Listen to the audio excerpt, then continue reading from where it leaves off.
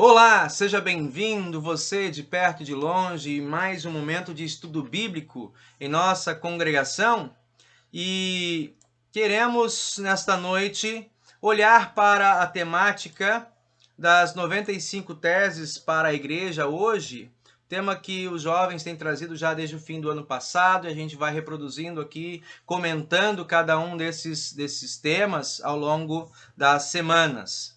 Nós queremos dar início a este momento, como é prática, um bom costume, em nome do nosso Deus triuno, Pai, Filho e Espírito Santo, convidamos nossa irmã Jéssica para nos dirigir a palavra do Senhor em oração. Querido e amado Pai, obrigado por mais um dia de vida que nos concedeste, por essa oportunidade de estar hoje aqui em Tua presença, poder nos reunir com saúde para poder, em Seu nome, celebrar esse momento.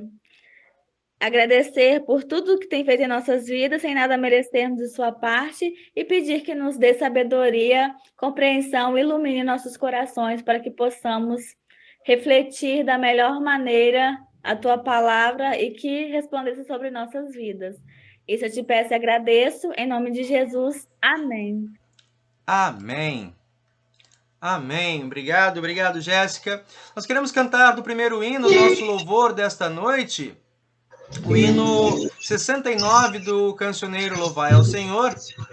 E no 69, com prece nos lábios a ti nós chegamos. Convidamos o Mailer para tocar esse hino para nós.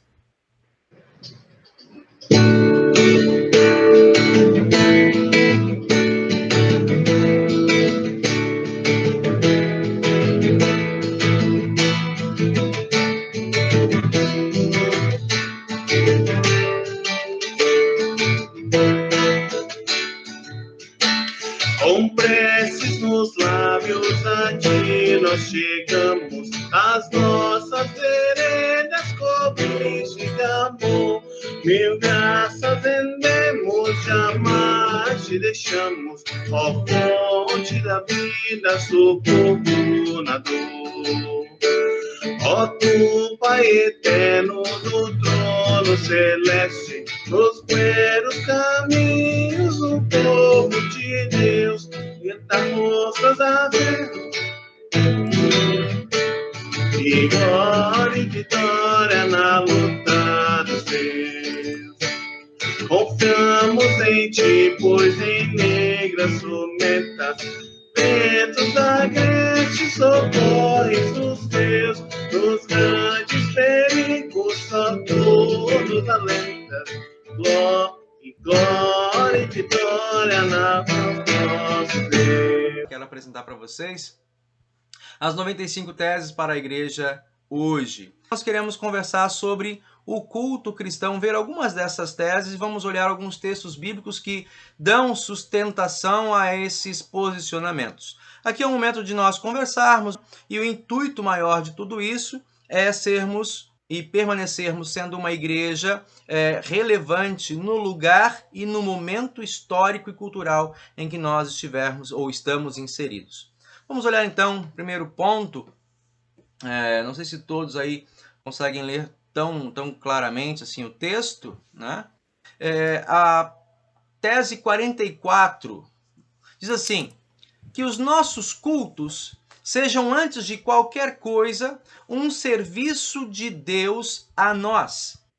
Nossa ênfase deve ser sempre teocêntrica. E seus dons na palavra e seus dons no sacramento, ou seja, dons de Deus na palavra e no sacramento. Recusamo-nos a ceder à tentação de ir para o culto querendo que nossas necessidades e preferências sejam a prioridade. E também cremos, na tese 45, que no culto Deus deseja receber nossa resposta à sua graça. Reconhecemos a importância de se expressar uma confissão sincera, um louvor agradecido e uma oferta generosa, uma oração confiante e humilde, e um desejo de sair do culto na igreja, entusiasmados em continuar com o culto em nossas vocações na semana. Bom, essas são as considerações aqui do nosso ponto, né? Eles trazem aqui para nós alguns textos bíblicos. O primeiro deles, 1 Coríntios 7, 20, né? E João 4, 23 a 24 e Romanos 15, 1 a 3. Olhando esse primeiro aspecto aqui do culto como algo, um serviço de Deus para nós, né? Vamos dar uma olhada aqui, deixa eu pegar o texto para a gente dar aqui. O que nos diz aqui 1 Coríntios 7, 20? Cada um deve continuar como era quando aceitou o chamado de Deus. E aí o texto de João 4, 23 e 24. Virá o tempo, de fato, e já chegou, em que os verdadeiros adoradores vão adorar o Pai em espírito e em verdade. Pois são esses que o Pai quer que o adorem. Deus é espírito, e por isso os que o adoram devem adorá-lo em espírito e em verdade. E o último texto lá em Romanos capítulo 15, né? Nós que somos fortes na fé devemos ajudar os fracos a carregarem suas cargas. Não devemos agradar a nós mesmos.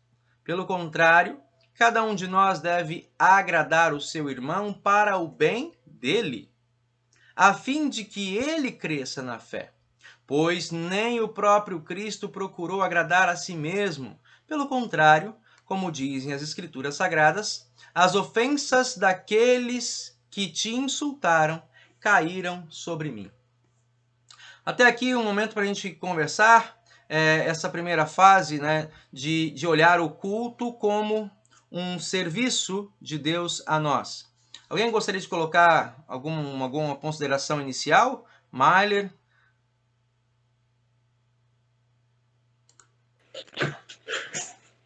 O texto é bem claro, né? Ele é bem claro, então eu não teria nenhuma colocação a mais. Cláudia? Eu gostei do jeito que você colocou o texto, que antes você ficava procurando, ficava uma loucura. Ah, Ficou tá. muito bom. E esse último texto, ele é muito impactante, né? Vou voltar lá. Nós temos essa tendência, a sensação que eu tenho, não sei se é errada ou certa, mas é um fato, nós temos a tendência de fazer aquilo que nos agrada, aquilo que nos deixa felizes, aquilo que nos completa, aquilo que nos dá paz. Aí chega um versículo desse aí e mata tudo que a gente fala, tudo que a gente pensa, tudo que a gente acredita da forma... É como se fosse realmente contra a maré, né? Então não é fazer aquilo que nos agrada, e sim aquilo que agrada o meu irmão. As ofensas daqueles que te insultaram caíram sobre mim, ou seja, é uma negação completa, é um exercício, um aprendizado de uma vida toda que de aprender, mas é uma vida tentando, né? Entregando nas mãos de Deus. Eu vejo assim. Sim, sim. Sobre o aspecto do culto, perdão, antes de dar continuidade, gostaria de fazer algum comentário ainda? Jéssica, Amanda também pode ficar à vontade, né, sobre os textos colocados e essa tese em si, no primeiro momento, de ver o culto como um serviço de Deus a nós.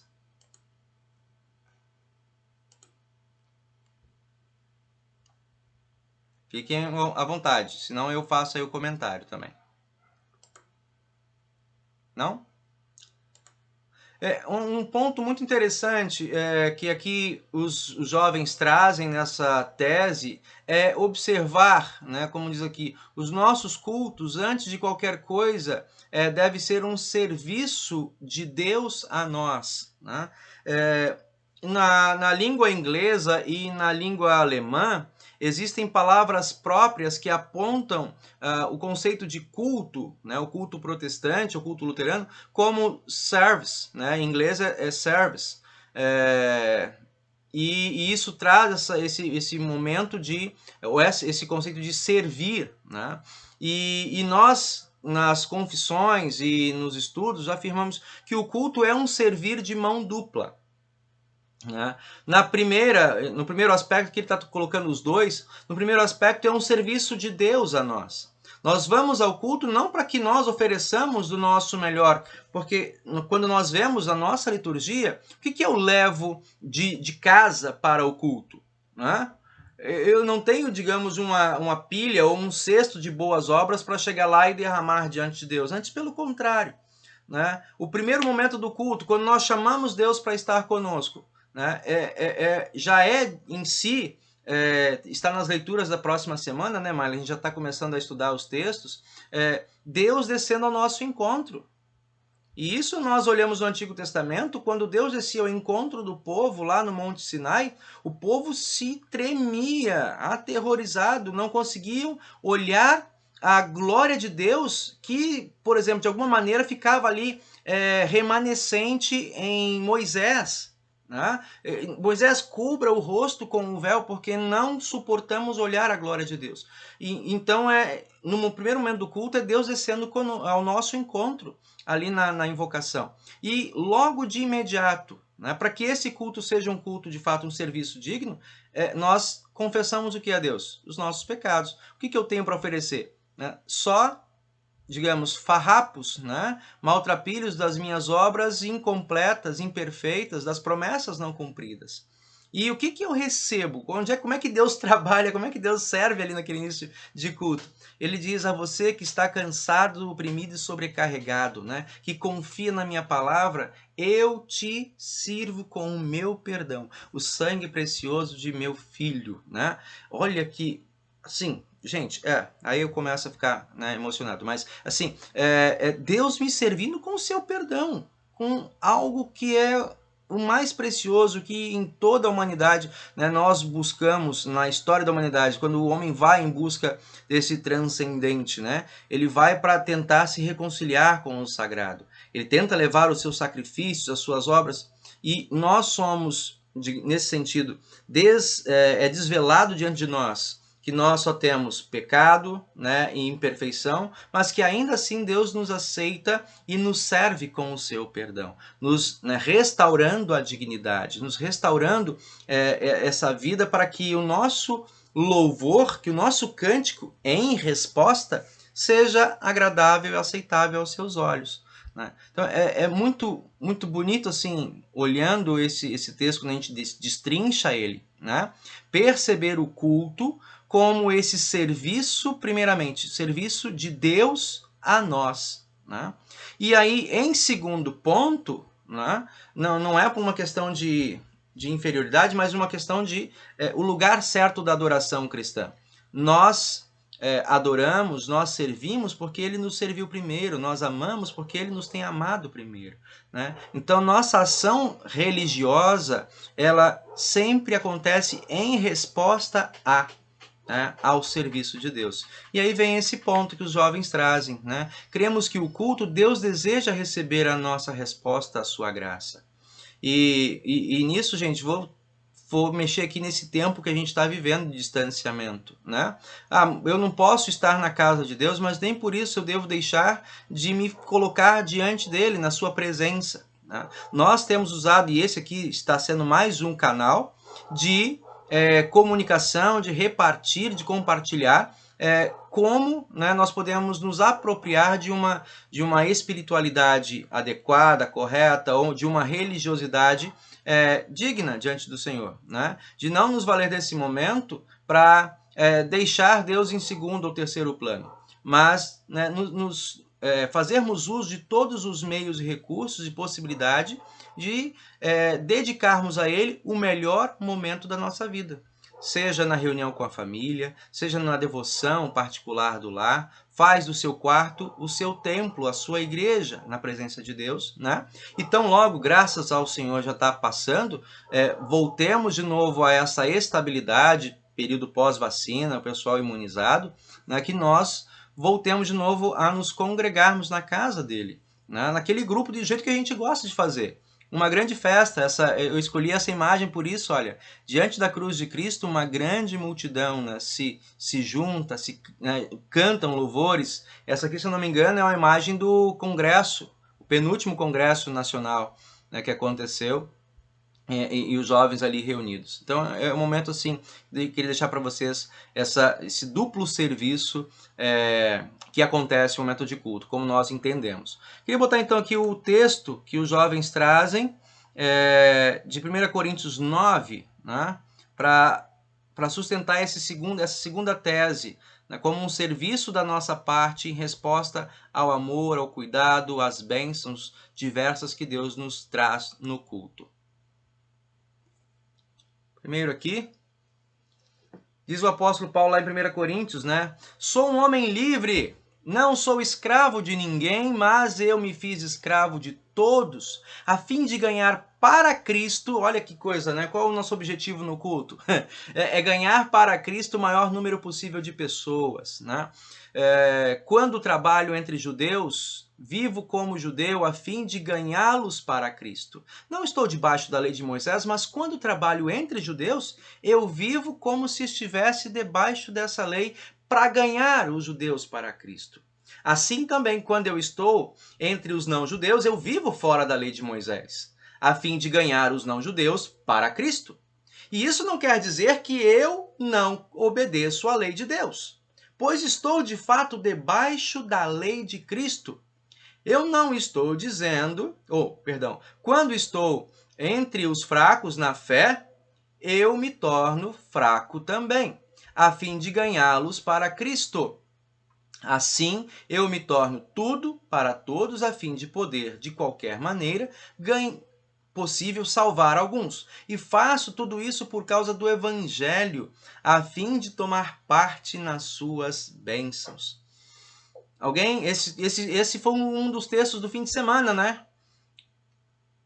Olha o trabalho, né, do apóstolo Paulo. Aí eu vou provocar o Mailer. Gostaria de trazer alguma reflexão até em torno da sua mensagem, ou estudo paralelo à sua mensagem.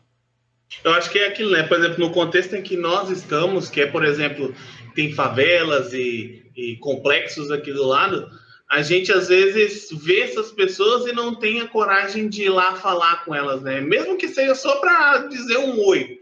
E aí, lógico, né? O texto fala, fiz-me de tudo para com todos. Não significa que você tem que ir lá na favela e ser como um traficante. Não é isso que o texto quer dizer. Mas ele incentiva para que a gente vá e fale com as outras pessoas, que a gente vá e fale para o nosso próximo.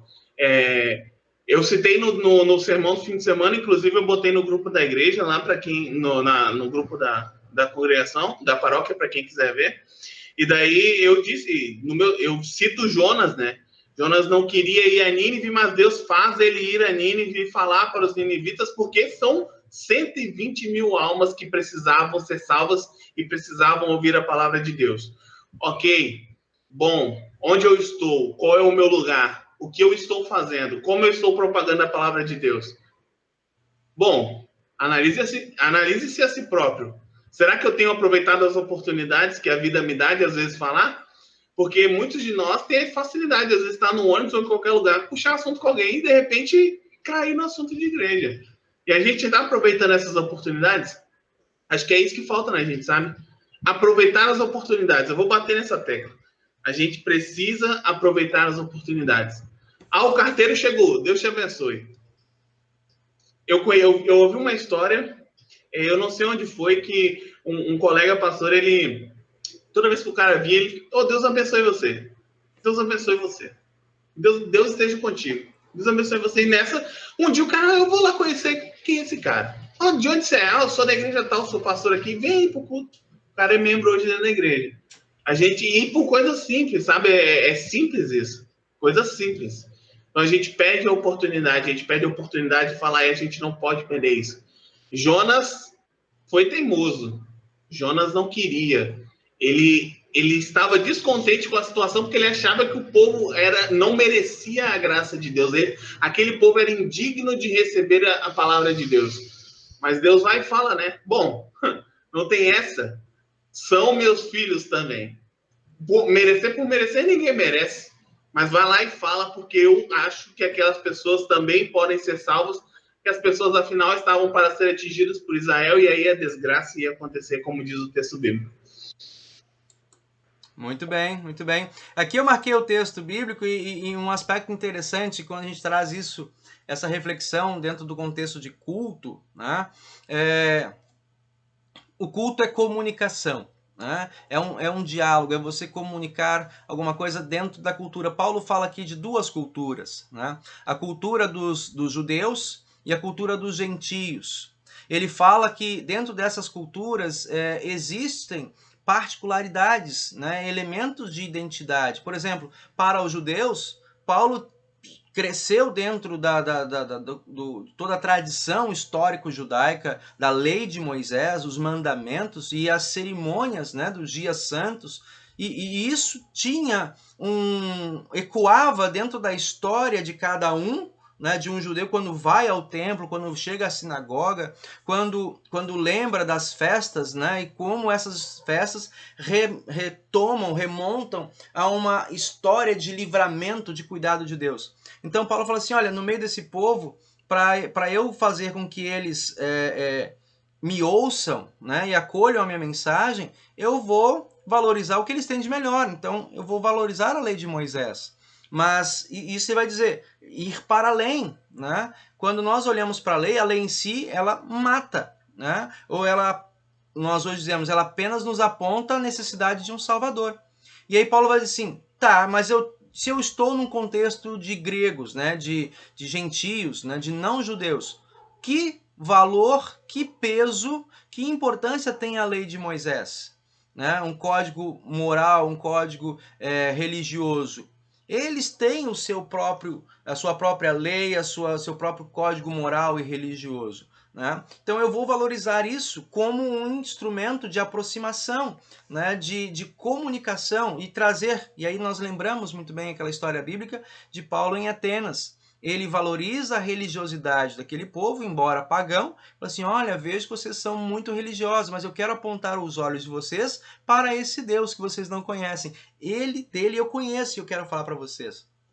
Então isso de você estar entender o que é próprio da cultura de cada lugar, né? Nós, como luteranos, fazemos parte de uma igreja mundial. No Brasil, um país continental como nós temos a cultura germânica no sul, a cultura sulista ou gaúcha, né? E estamos em outros lugares, outros estados. Por que repetir aquela cultura? Será que ela de fato comunica, né, o evangelho para um carioca ou talvez para um nordestino, né? Então, a gente precisa saber lidar com o que é da casa, com o que é da cultura, do lugar onde você está, né? E fazer essa ponte de falar desse evangelho de Cristo, né, para essa cultura de maneira relevante.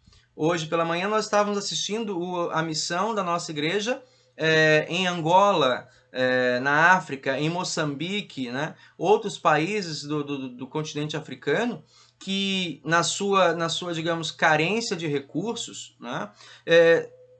Gente, assim, eles contagiam hoje e muito, que na sua simplicidade, com palmas, com instrumentos feitos de maneira artesanal, mas assim, com uma empolgação tão grande, né?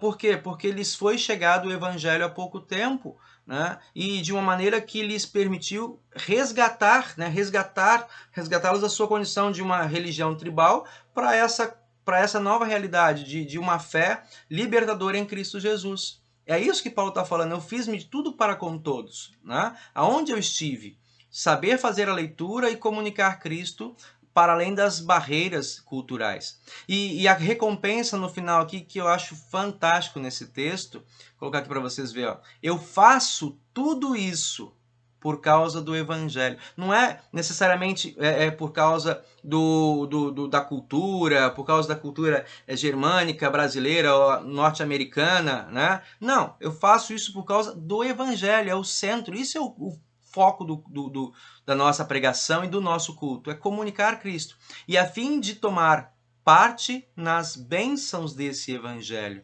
Né? E quando eu falei isso aqui no culto de domingo, eu trouxe o aspecto que o apóstolo Paulo fala da alegria como uma recompensa. Gente, quando nós vemos alguém que antes andava longe de Cristo, né? E esse fim de semana nós pudemos desfrutar isso novamente com a recepção, a reacolhida de uma irmã que estava distante, né?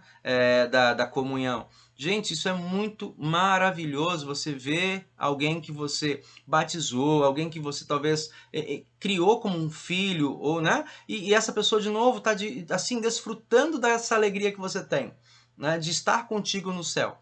Isso é uma das maiores pagas que Deus já nos dá agora, né? De ver, como ele mesmo fala no Evangelho, a grande festa no céu por cada pecador que se arrepende, né?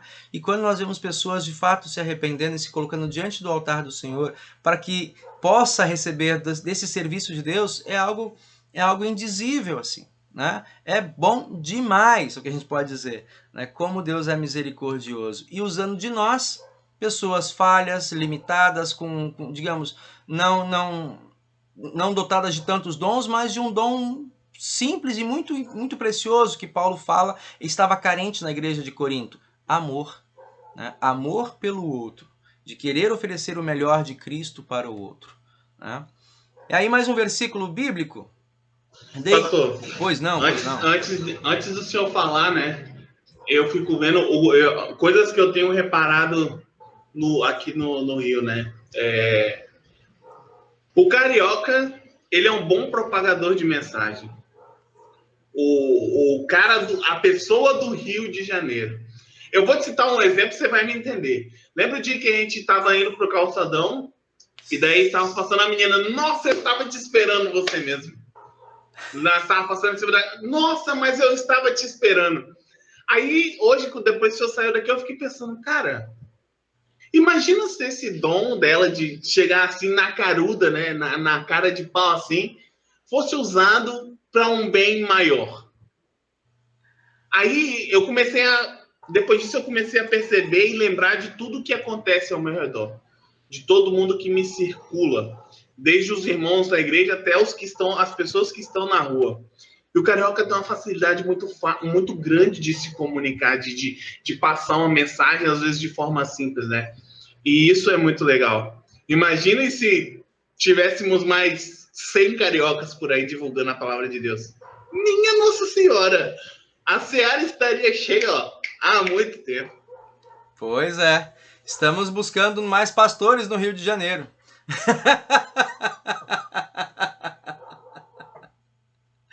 Pois é, meu irmão.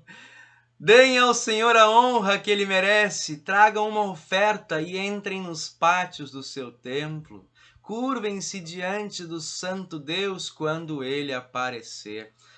Eu estou guardando esse versículo para o dia que fala assim: findou-se, estamos na fase verde, todas as pessoas podem voltar aos templos, aos encontros, né? Gente, olha, deem a honra que ele merece, né? Tragam oferta aos seus pátios, entrem no seu templo, né? Grande festa, tem um salmo que a gente vai olhar mais à frente aí, né? Celebrai com júbilo ao Senhor toda a terra, né? Tem aqui mais um versículo para a gente dar uma olhada. Portanto, meus irmãos, por causa da grande misericórdia divina, eu peço que vocês se ofereçam completamente a Deus, como um sacrifício vivo, dedicado ao seu serviço e agradável a Ele. Essa é a verdadeira adoração que vocês devem oferecer a Deus. Em termos de... quando Paulo está tratando esse assunto, né? Qual é o culto mais precioso? Perdão, acho que não é Paulo não. Deixa eu ver qual é o texto aqui, onde é que nós estávamos. Paulo sim, em Romanos, né? Em Romanos 12, 1. Então, falando desse culto como algo racional, algo que nós fazemos de maneira pensada, coerente, né? De maneira planejada, estruturada. Isso nós guardamos até hoje, né? Nós sabemos, estava falando com o Mailer, em todo lugar que você vá, mesmo que a língua no culto seja diferente, você sabe a ordem, o momento do culto, que você chega, recebe a invocação, confessa os seus pecados, é absolvido, né? Houve ali um momento de cântico, de alegria, de adoração.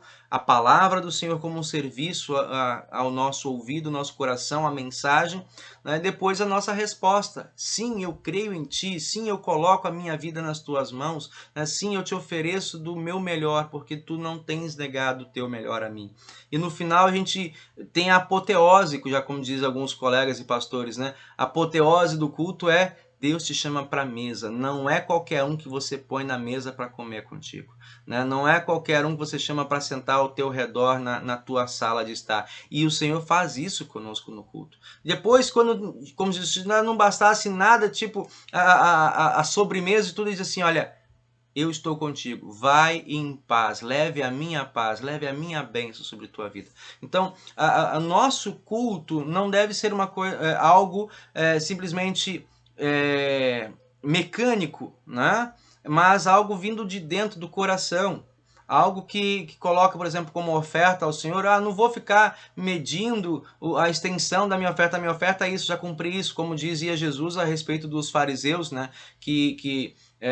Não, eu já cumpri a minha etapa, dei a corban, né? Já dei a minha oferta. Agora que a igreja se vire com os idosos, com os carentes, né? Jesus fala assim: não, vocês devem cuidar de tudo, nós devemos administrar tudo nas mãos do Senhor, na presença dele, pois ele, né, nos dá desde o ar que respiramos, força para se erguer, nos dá condições para pensar e dialogar com outras pessoas, e se não bastasse, isso daria muito mais, né? Nos deu o seu Filho para a nossa salvação e verdadeira paz. Então, assim, olhando esses aspectos aqui do que é o culto, né, na verdade bíblica, na confissão bíblica, e que os jovens trazem também para a nossa reflexão.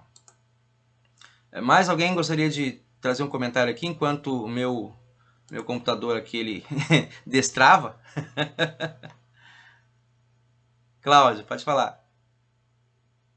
Estou tentando tirar aqui do mudo. Tá.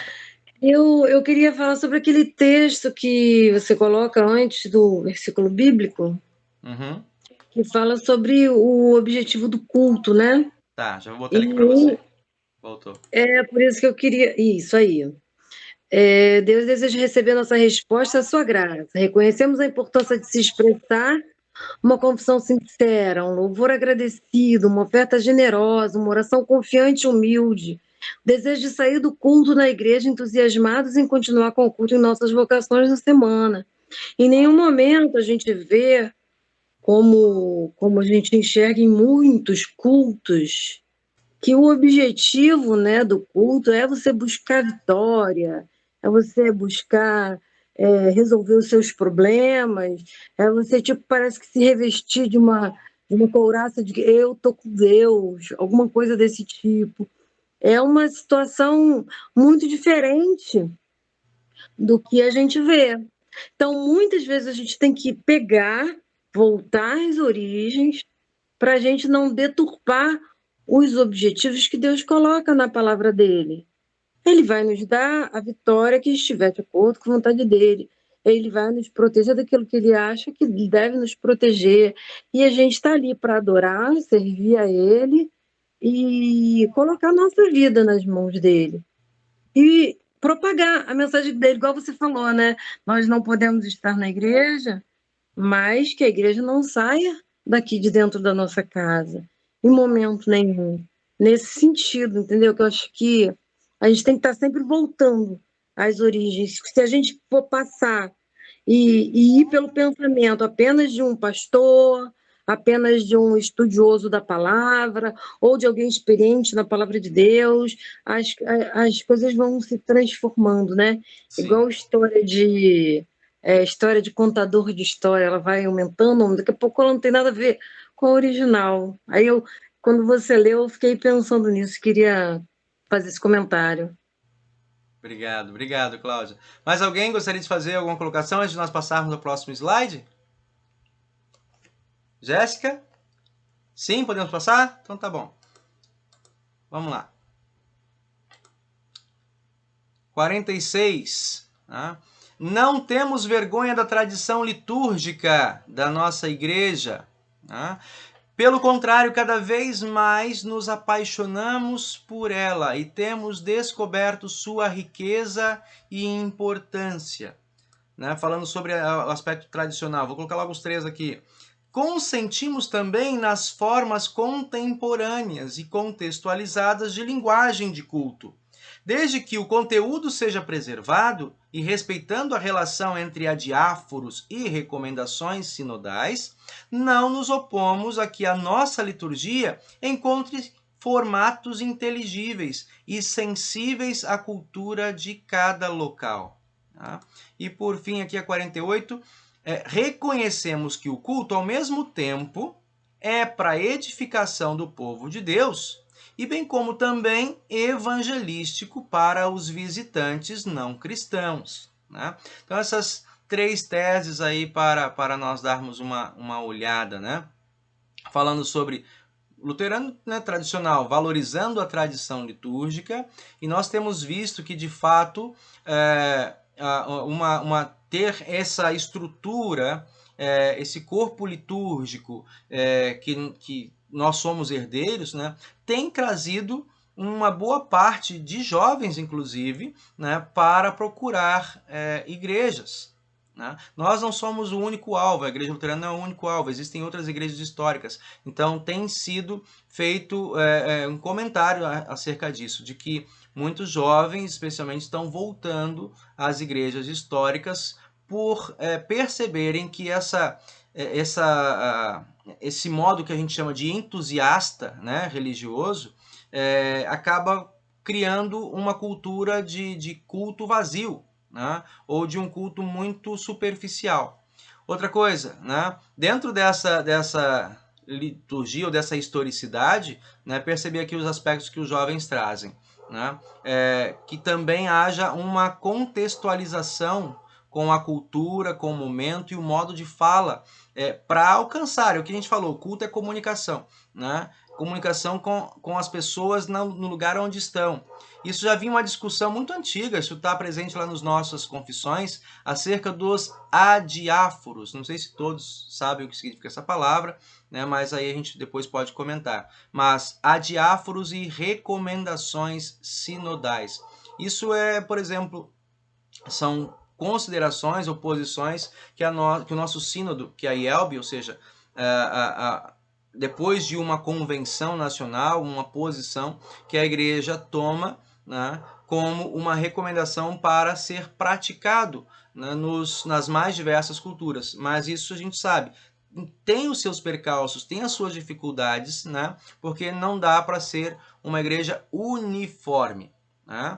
Ela é no seu conteúdo, mas a sua prática nesse sentido, digamos, nos seus detalhes, ela pode ser diversa, porque nós estamos num país, entre uma nação também bastante diversificada em costumes, né, em hábitos, né, em tradições musicais e expressões de festividade, de alegria. Então, nesse primeiro ponto aqui.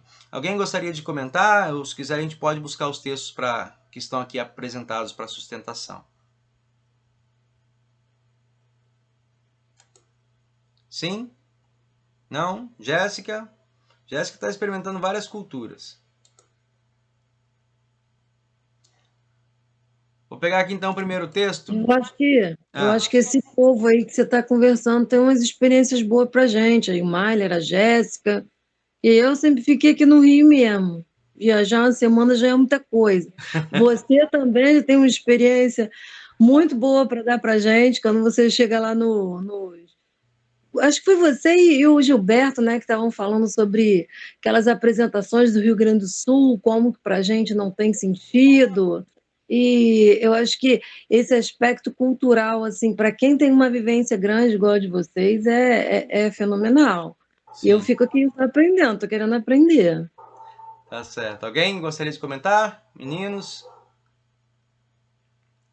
Eu acho que a vantagem, às vezes, de estar aspirando ao episcopado, como diz a Paulo, ou estar almejando ser pastor, é que a gente tem essa oportunidade de rodar bastante, né? A gente pode ir para bastante lugares diferentes. Então, Só que, por exemplo, eu sou daquele capixaba raiz, assim. Peguei alguma coisa do sul, peguei, mas também não me... Ali eu sinto que eu poderia ter feito de tudo para com todos. Poderia ter me vestido como um gaúcho, dançado uma como é que ele chama? Uma chula? Dançado uma chula. Poderia ter feito a coisa mesmo, mas eu não fiz porque não é do meu agrado. Mas também, assim, ó, quando a gente vai para uma cultura diferente, né, a gente tem a oportunidade de fazer as coisas de um jeito diferente. Por exemplo, eu sempre gostei de chimarrão, porque já era me apresentado muito antes de eu ir para o seminário. Então, quando eu fui para o seminário, o chimarrão foi que me fez ter contato com inúmeras pessoas. Que me fez pessoas me abraçarem, fez pessoas cuidarem de mim, fez pessoas me adotarem como praticamente um filho, através de um chá. Para eles é muito errado falar isso, mas por causa de um chá eu consegui fazer muita amizade com pessoas de dentro da igreja e com pessoas de fora da igreja. A Jéssica, ela talvez concorde, mas a gente tem essa oportunidade, a gente que roda muito tem essa oportunidade de, às vezes, estar num lugar e a gente se apropria da cultura da pessoa e a pessoa já ama a gente porque ela vê que, poxa, alguém que é de fora da minha cultura se importa com o que tem aqui e está comigo nessa situação. E isso, com certeza, é muito gratificante. Mas isso aí não funciona muito bem aqui em Minas, não, porque aqui em Lavras, a pessoa te vê na rua, do nada, começa a falar com você como se já te conhecesse há anos. Ai, ai. Uai, uma vez eu tava na UPA tomando soro, tinha uma senhorinha do meu lado que ela queria me levar para morar com ela na casa dela. Ela falou assim: Nossa, minha filha, você tem um anjo muito bom, você é muito iluminada, deixa eu te levar para morar comigo. Eu fiquei assim, capixaba, né? Muito assim, reservado, né? Não é dado igual mineiro. Aí você é chocado, né? Pois Mas como eu sou menina. dada também, né, pastor? Essa sua timidez é só para até a página 2, né, como se diz. Exatamente. Deu confiança, acabou. Já era.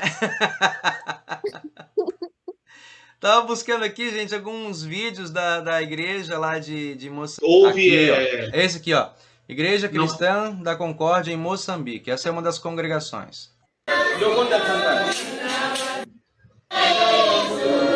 Esse culto aqui diz que para chegar nesse momento de culto é onde eu falei que o pastor Plummer ia caminhando na carroceria de um caminhão e o pessoal correndo atrás para poder conseguir chegar até onde estava acontecendo o culto, né? E ali poder desfrutar desse momento de festa, né?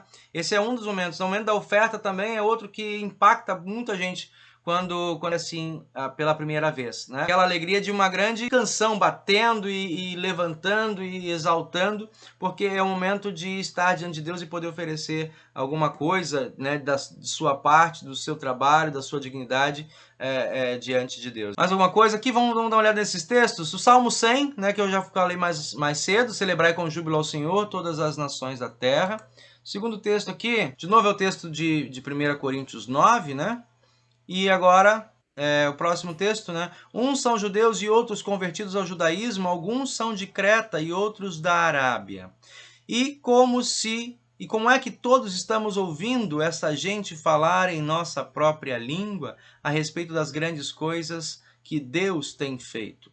Todos estavam admirados, sem saberem o que pensar, e perguntavam uns aos outros: o que será isso? O que será que isso quer dizer? Aqui é o relato de Pentecostes, né?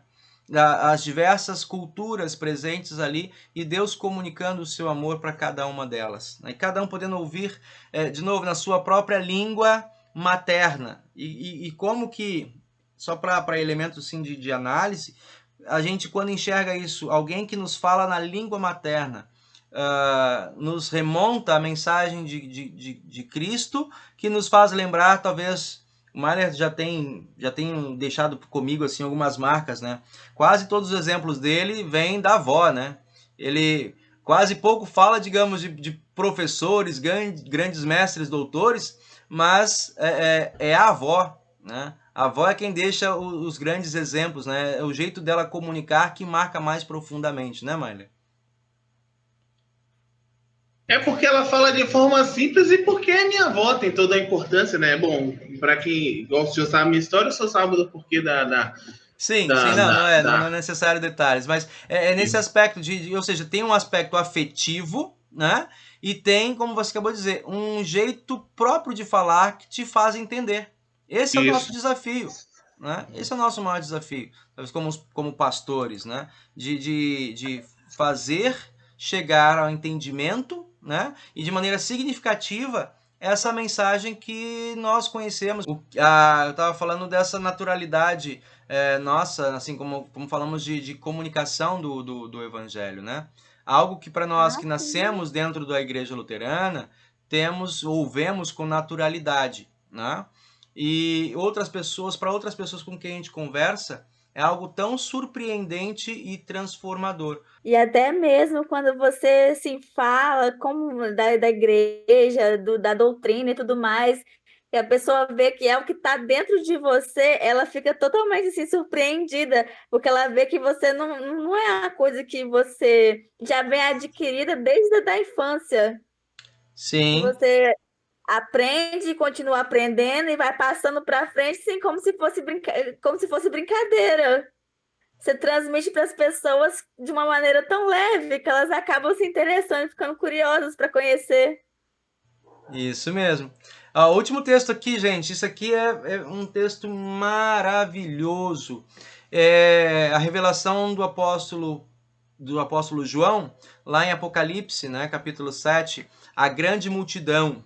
Diz assim, ó: depois disso olhei e vi uma multidão tão grande que ninguém podia contar. Eram todas as nações, tribos, raças, línguas. Olha a diversidade aí presente, né? Estavam de pé diante do trono e do Cordeiro, vestidos de roupas brancas, e tinham folhas de palmeira nas mãos. E gritavam bem alto: do nosso Deus que está sentado no trono e do Cordeiro vem a nossa salvação. Esse caráter universal da igreja cristã em torno, né, o diante do Senhor no dia do juízo final. Deixa eu ver mais algum comentário. Sim. Aqui são outros aspectos aqui das teses. Que ninguém seja obrigado a levantar as mãos ou fechar os olhos, dizer alguma coisa para o irmão do lado, pular, dançar e etc. Mas que haja liberdade no louvor, tanto para fazer essas coisas como para não fazer, e que ninguém seja julgado por isso. Né?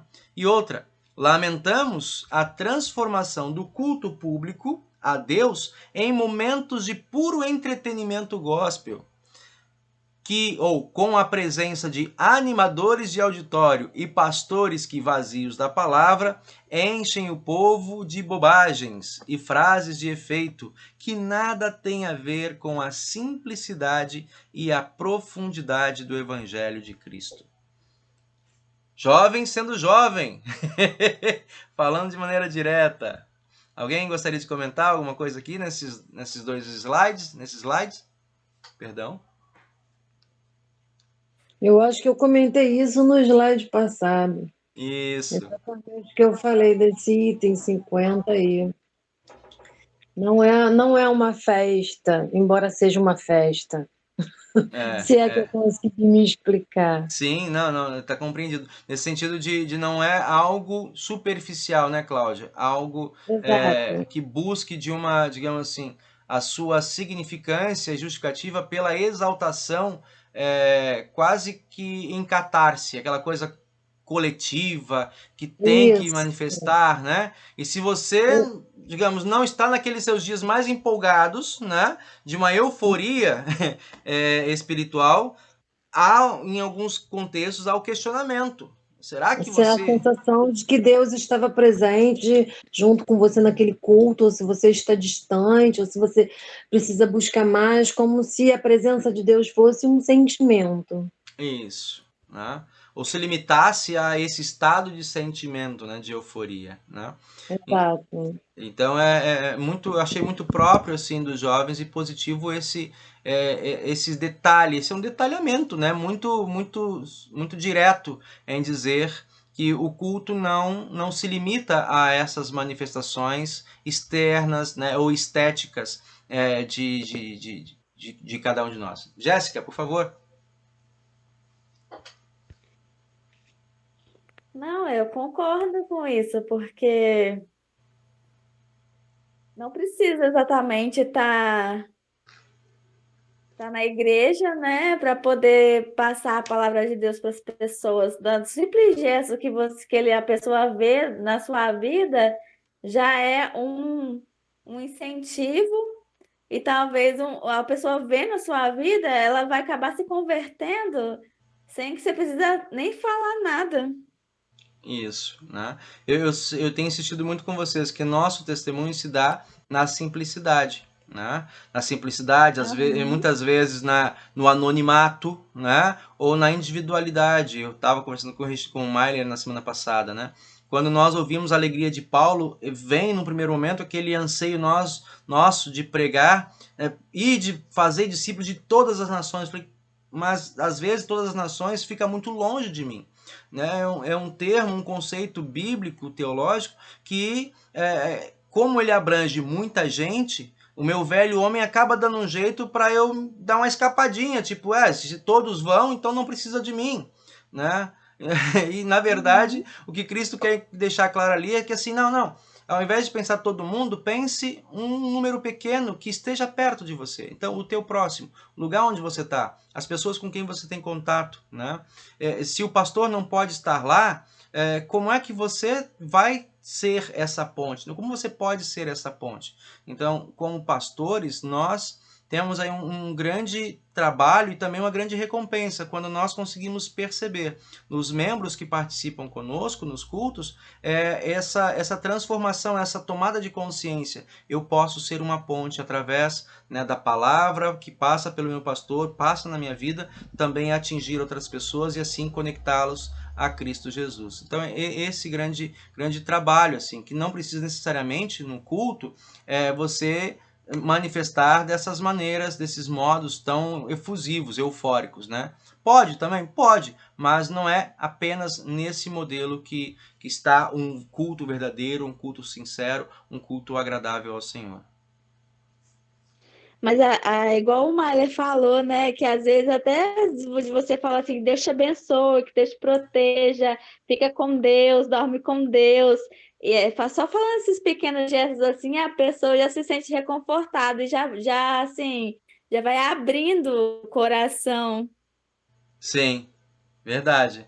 Verdade, a gente tem percebido muitas histórias nesse sentido. Vamos ver mais aqui algum texto? Deixa eu ver aqui. Sim, ó. Que haja consciência sobre aquilo que se canta. Que sejamos fiéis à palavra quando diz: cantarei com o meu espírito, mas também cantarei com o meu entendimento. Que os cânticos e hinos sejam mais centralizados em Deus no que na primeira pessoa do singular, no eu, né? Rejeitamos as músicas que consistem em repetições infindáveis a fim de levar o povo ao êxtase induzido, fragilizando a mente de receber a palavra e prestar a Deus um culto racional conforme as Escrituras. Aí já tem os textos que nós já passamos antes, né? Mas esse aspecto do que nós já enfatizamos, né? Estão repetindo aqui ou dando algumas ênfases mais diretas, né? De fazer do culto um momento de catarse coletiva ou de uma catarse espiritual ou emocional, né? De você ter que sair do culto cansado, esbaforido para se sentir de fato aliviado. Meu culto hoje valeu a pena, né? Sair esbaforido. Mas que nós de fato nos ocupemos de que maneira, né, nós podemos receber de Deus um serviço pleno, um serviço íntegro, né, de perdão de pecados, de reconciliação, de ânimo, né, para enfrentar os desafios, né, e de alegria, né, de poder ver novos rostos e novas vidas sendo também transformadas pelo poder da palavra. E a palavra, nesse sentido, é esse evangelho de Deus que se reveste ali através da pregação, através das músicas, das canções, né? Através dos próprios sacramentos, né, que estão presentes no culto, da própria anunciação de perdão. Então, esse sentido de sair do culto ou do final do culto pleno, né, satisfeito e animado, disposto para enfrentar os desafios da semana, nesse sentido, o Senhor, né, que me acolheu na casa dele, agora ele também me acompanha ao longo dessa semana. Por isso o culto de caráter racional, né, conforme as escrituras põem. Chegamos ao final, gente, do tema sobre culto, as teses que estavam propostas para nós estudarmos, tá? E na semana que vem vamos dar continuidade aí ao tema falando sobre oração, né? Outras teses, outros assuntos em torno da oração. Hino que a gente vai cantar agora, o hino 82.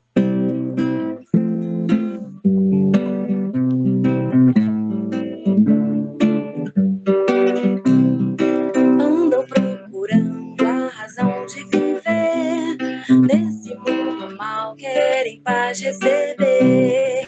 Seguem seus caminhos pensando achar algo que pra vida valor possa dar, mas só Jesus pode dar a razão de viver, paz, perdão e amor. Só Jesus pode dar, e assim você será bem feliz em Jesus, aleluia, amém. Como todo mundo eu também procurei, e agora digo que a paz encontrei.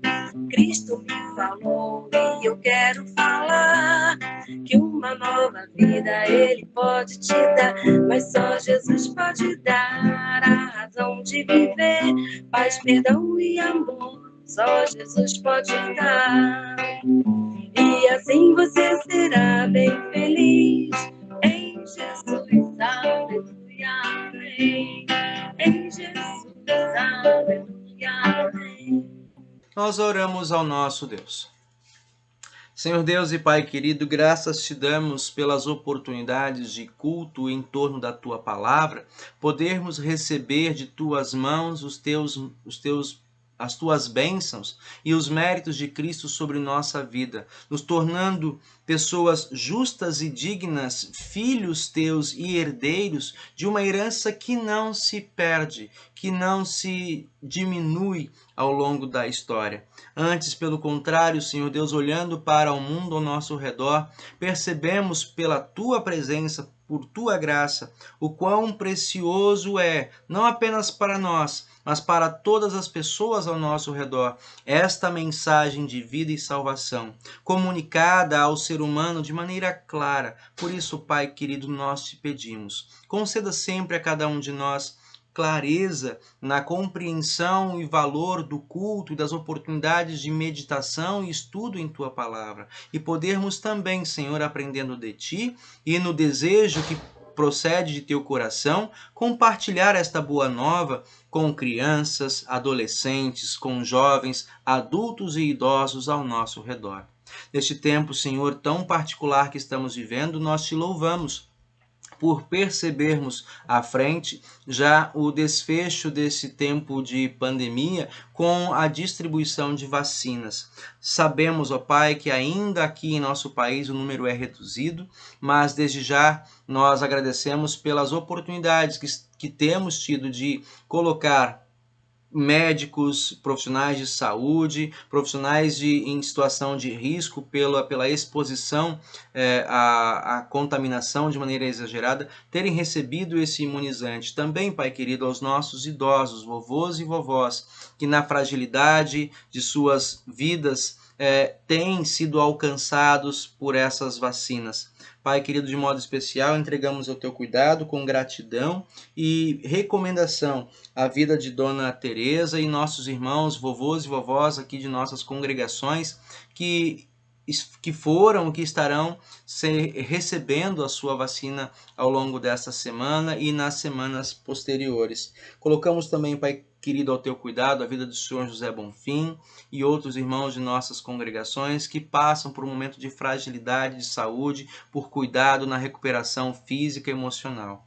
Pai querido, colocamos também ao teu cuidado as nossas escolas, profissionais de educação que assim também em condição de risco, mas de tamanha urgência e necessidade, se colocam, Pai, para instruir, para oferecer conhecimento e reforçar a educação de nossas crianças. Conceda-os também esse espírito de sacrifício, de disponibilidade e que haja para eles, Pai querido, mediante boa gestão dos nossos administradores municipais, estaduais e federais, recursos para imunização e também cuidados para evitar a disseminação desse vírus. Tudo isso, Senhor Deus e Pai querido, nós entregamos em Tuas mãos e continuamos a Te pedir, dê sempre a cada um de nós essa oportunidade de disseminar através dessas tecnologias a Tua palavra, formando consciências, colocando, Senhor, essas informações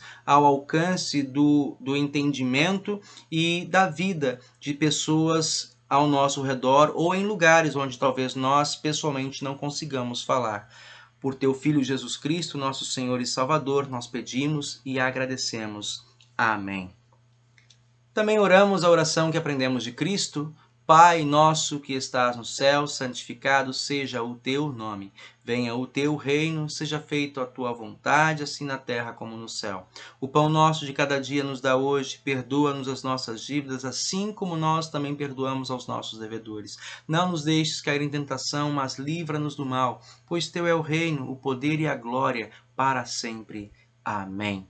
E o Senhor vos abençoe e vos guarde, o Senhor faça resplandecer o seu rosto sobre vós e tenha misericórdia de vós. O Senhor sobre vós levante o rosto e vos dê a paz. Amém.